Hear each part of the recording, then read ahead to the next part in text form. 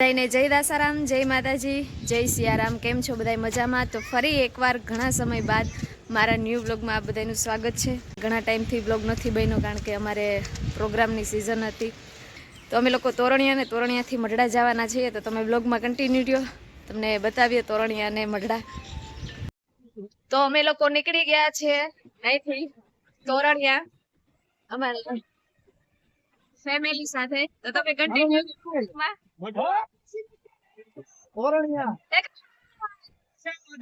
જય દાસારામ.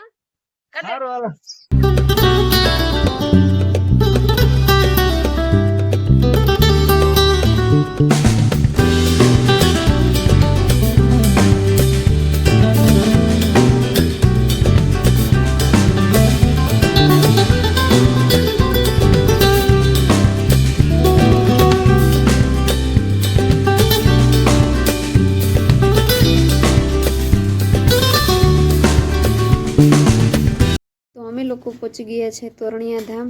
તમે પણ રામાપીરના દર્શન કરી લ્યો અને કોમેન્ટમાં જય રામાપીર લખી દેજો.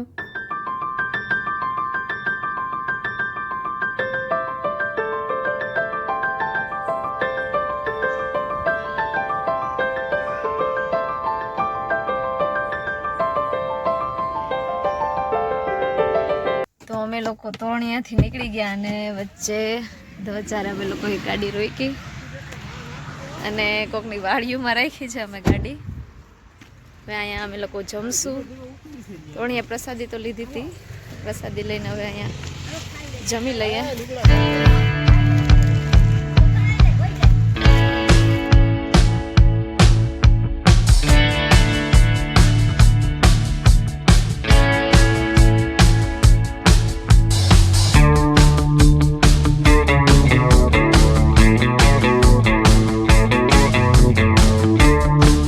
તોરણિયાથી દર્શન કરીને અમે લોકો પહોંચી ગયા છે સોનલ ધામ મઢડા. તો બધાય સોનલમાના દર્શન કરી લ્યો અને જય સોનલમાં લખી દેજો. તો હાલો તમને સોનલમાના દર્શન કરાવું.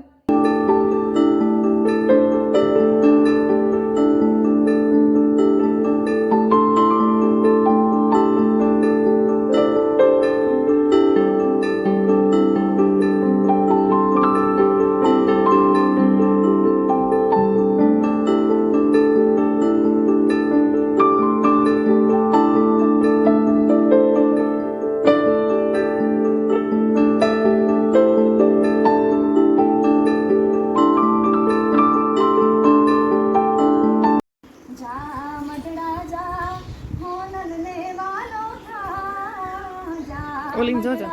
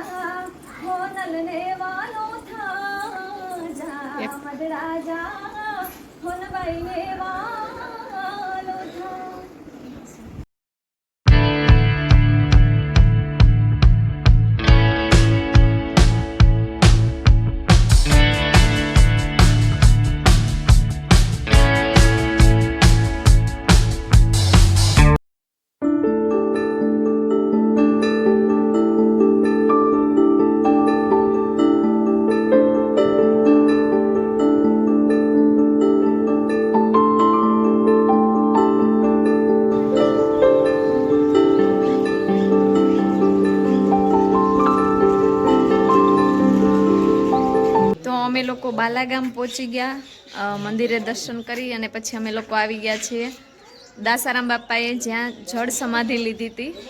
તો જે વાઈમાં સમાધિ લીધી હતી એ વાઈ તમને બતાવું છું. અમે જળ સમાધિ જ્યાં દાસારામ બાપાએ જળ સમાધિ લીધી એ જગ્યાએ અમે લોકો પહોંચી ગયા છીએ. તો અમે તમને વાઈ બતાવીએ. તો આ વાઈમાં દાસારામ બાપાએ સમાધિ લીધી છે.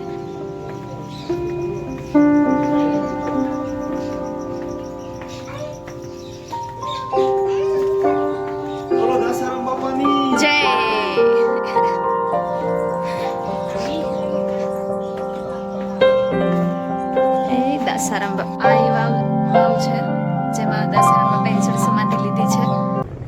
તો અમે લોકો બાલાગામથી નીકળી ગયા છીએ. હવે જાશું અમે અમારા કાકાના ઘરે. ત્યાં અમે લોકો રોકાવાના છે અને પછી કાલે અમારે પ્રોગ્રામ છે. તો તમે બ્લોગ કેવો લાગ્યો એ જરૂરથી કહેજો મને, અને પાછા નવા બ્લોગમાં મળીએ. તો બ્લોગમાં કન્ટિન્યુ રહેજો અને આખો બ્લોગ જોજો. જય માતાજી, જય દાસ.